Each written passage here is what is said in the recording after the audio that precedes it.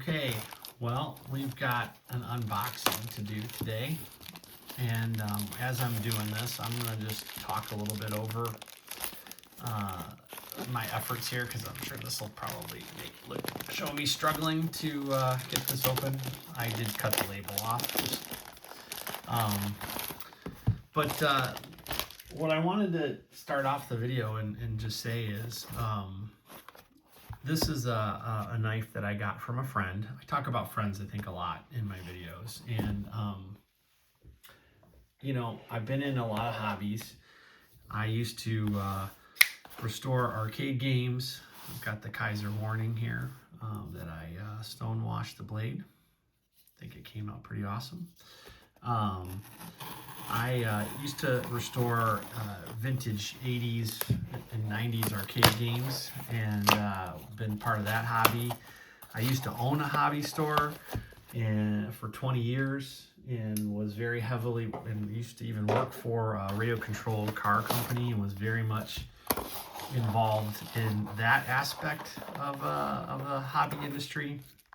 And I've always been into knives ever since I was a little kid. I'll do a video one day on kind of that background and story, but the knife community has been awesome, and I've made a lot of really great friends. And so my little public service announcement to everybody is, you know, don't be afraid to put yourself out there and make friends with people, because having great friends in this hobby has been really amazing. I have a handful of them. I'll give some shout outs to them. One is, you know, a guy I talk about all the time, Brian. He's got a YouTube channel called Steel Addicted. I'll put that in the comments. He's my best friend. I've known him for a little over a year now. We were talking about that the other day. And, you know, we've gotten to the point where him and I share knives with each other. We send them back and forth. I've met a handful of other friends where this new knife that I just got and posted a short on, this is the Null Voodoo. Whoops. This came from a guy named Chris, who's helped me source down a few knives now. You know, good friends have other good friends. I just met another new friend through Brian called Kevin. His name is Kevin. Kevin's got a channel out there called Max RC HRC. He's a great guy. He is super addicted. And this knife was sent to me to check out from one of probably the sweetest men I've ever met. He is just a giant teddy bear. This is Big Jim. And Jim, that's for you. Jim's got a channel called Sharp Obsession. Definitely go check him out and subscribe, and check out all this neat little stickers and swag I got from him. That's super awesome. Thank you, Jim. And he was so kind and generous to send me what you guys see here. This is the Urban EDC. I believe it's called the F5.5. And this is a knife I've just always admired from afar, and I've never laid hands on it. And so he recently, he's part of a pass around group with Lefty EDC, which is Devo Knives, and Lefty does a great job of supporting YouTubers. And he ended up buying one as well, and he just did a little review on this, and I made the comment, and he's like, hey man, you want to check it out? And how could I say no? So you're getting a live unboxing of this, and I thought I'd just take you guys along for the journey. I know my long format videos don't seem to be as popular, so I'll do a short on this as well. But thanks for those guys that hang in there and listen to me. They're probably the four guys that I just mentioned. Chris, Kevin, Brian, and Jim. Love you guys. But okay, so first impressions, this is very small. I did not expect this knife to be this small. I'm gonna pull out a couple of their knives, I think, to show as comparison, but yeah, this is very tiny. I did not expect that. I think I thought maybe this knife was maybe gonna be about, you know, at least an inch longer, just always from just looks. Another thing that I think I've mentioned a bunch of times is you just really can't judge a book by its cover from looking at it online. I never would have guessed it. Man, that is really snappy coming out. It's got a nice quick drop to it. Really easy to thumb deploy, which is surprising. That's not a very big hole, but I think this scalloped area here just lets your thumb kind of get into the right spot, and it just goes. Yeah, that's awesome. That is really, really impressive. This is what I would put into that category that I like to call, like, these are big little knives. You know, this is substantial. It's a very thick blade stock, and kind of substantial in your hand in terms of thickness, but it's a little guy. Feels really good choked up, maybe a little tight there, but I think, you know, I'd be a little weary of getting into the blade and the sharpness there, but not too bad. I felt worse. I know a lot of people aren't really keen on the clip. The clip is, you know, the criticism is that it sits high, and this type of shape. You can definitely feel it.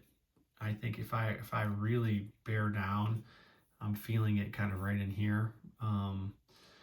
But, you know, let's be real. I just play with knives and open packages and then mail and cut very little things. Knives are just really expensive fidget toys at the end of the day. So it's not like I'm going to go do some hard abuse with this, if I'm being honest. So right off the bat, I'm going to just grab another knife. This reminds me of one of my favorite small big knives is the Devo Mini Growler. Now here that I set this thing down, it very much feels like a similar knife. You know, I mean, it has very similar grip to it, but in my head, I was imagining that those are going to be a lot closer in size, but there is a pretty big size difference, but they feel very similar. Their blade lengths are not too far off either. So, but kind of reminds me in the vein of this. I need to do a video on these. This is one of my favorite big little knives. I have two of them actually. I like it that much. So yeah, this is really cool. The belt satin on this is just, this DLC coated belt satin is just gorgeous. I usually, if I'm honest, I'm not a big fan of DLC coatings because they tend to show like they just be fingerprint magnets, but this is sort of when they're belt satin, they look really, really good. One of my favorite versions of that is again another Devo knife, not to come across as this Devo fanboy, but they, you know, these are Kubi OEM knives, and Kubi does this a really good belt satin. I imagine that this might be, I'll have to look this up. I don't know who the OEM is, so I probably should have done that, but wouldn't be surprised if it's the same.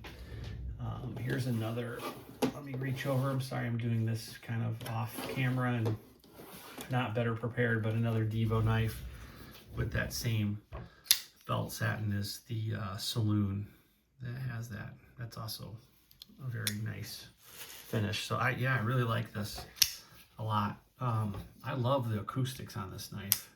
I mean, that just sounds so good. Opening and closing. That close is very, very pronounced. I think you probably can tell from the video, I am struggling a little bit this is not feeling like a knife that will drop very well. Well, there you go. It's the lock bar access is a little tight for me to get to, and it's not bad if I want to index the knife. I think that feels more natural. It tends to be more natural for me anyways. But I think if I try to do what I always call, like my friend Brian, he loves to sort of do that. If he can get great action out of a knife doing that, he loves it. And so I tend to try to mimic that a lot from, you know, hanging around your friends. It's kind of like when you hang around friends and they swear a lot, right? You end up starting to sound like them as a kid. I hang around guys that like to do certain things with their knives, and you tend to mimic them. But I do think that for me, I like to index a little bit more naturally. This feels really, really good. The jimping lands right where you want it to be. And yeah, I would say my only nitpick would be the clip. It looks like it's a inset clip, probably pretty unique to it. I would imagine there's probably not other clip options for it. But if that had like a milled clip, or just something just a tad bit less pronounced, I think it would feel amazing in your hand. And I say that, and it's not horrible, but I mean, you know, that's me nitpicking. So yeah, that's really cool. I think I'm really surprised at the size of this thing. So let me stop rambling along here and just give some beauty shots for you guys. This is 80s camo, fat carbon camo. Jim's got a really good, pretty good cut of it. You know, it's not often that you get a kind of a representation of all the colors, and he's got a little of everything there. Maybe the slightest short on pink, but it's still there. I've seen worse. And then, you know, your clip side, it's not quite the same, but that's okay. You always want your show side to be the pretty side that's showing off. Yeah, that's awesome. Now, I won't, let's see, what's the blade steel on this? This is Magnacut. It says it right there. The camera's picking that up.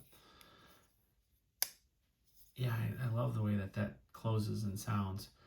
One of the things I noticed, and I'm not going to take this thing apart. It's not my knife. I don't think that's the right thing to do, but I'll have to ask Jim.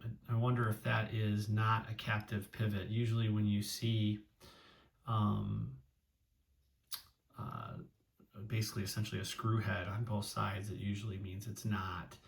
Although that's not the case, I'm going to grab this knife again. Null has moved to a model where it's a captive pivot, but it does have a hex head on both sides. And I sort of was like, I like this, the way this looks, right? It's clean.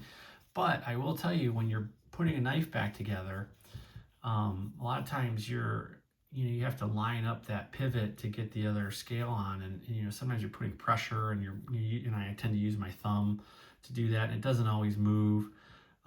So being able to actually put a tool in there and then twist it to get it to the right spot actually is kind of genius and very helpful. So I've retracted how I felt about that. So I'm not sure. I'll have to ask Jim that question. But yeah, that's, you know, this is what comes from having great friends, is being able to try out things that you wouldn't normally get to try, and I didn't have to go spend, you know, I'm sure this is about a $200 to $250 knife, possibly more. I know Urban EDC is very proud of the knives that they design, and they're famous for this. I'm not even going to try to say it, but this pattern that they like to do exclusively. Yeah, I don't think Jim will mind to do that if I do this, but one of the things I love to do is I sort of, you know, I don't know if anybody else out there if he does this, but this is one of the things that had me relate with my friend Brian. Is I was like, hey, do you cut paper for, like, you know, just to like make you feel good, and you know, like paper therapy? And he's like, yes, I totally do. And he shows me this big pile of paper. So I have the tendency to do this. I really like to use, you know, these are those little coupon packets that you get. It's really thin paper, and I tend to use it when I sharpen knives and just to test how sharp something is, and I use it all the time, so I feel like it's a good barometer for me, you know, knowing how a knife cuts through this very, very fine paper. And you get a sense of how sharp a knife is. So I, you know, just sort of butchered that. Let me try that again. Jeez, oh Pete. You know, this is, what do they call this? Performance anxiety. There you go. I know Jim said, I think Jim said he's carried this knife, so maybe, you know, the edge is not the sharpest, but there seems to be a little bit of a hang-up point, but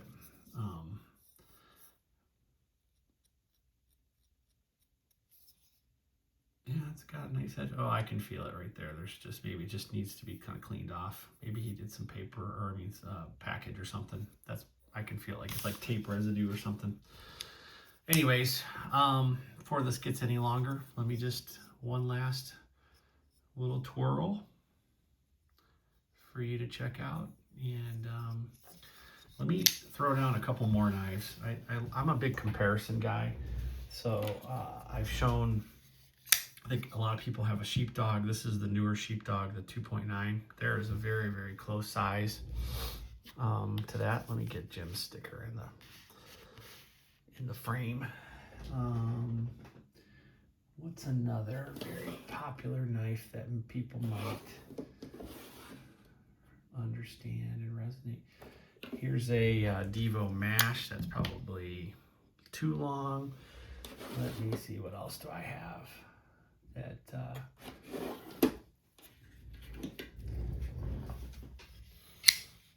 Kubi Venom. That's a knife that kind of newer.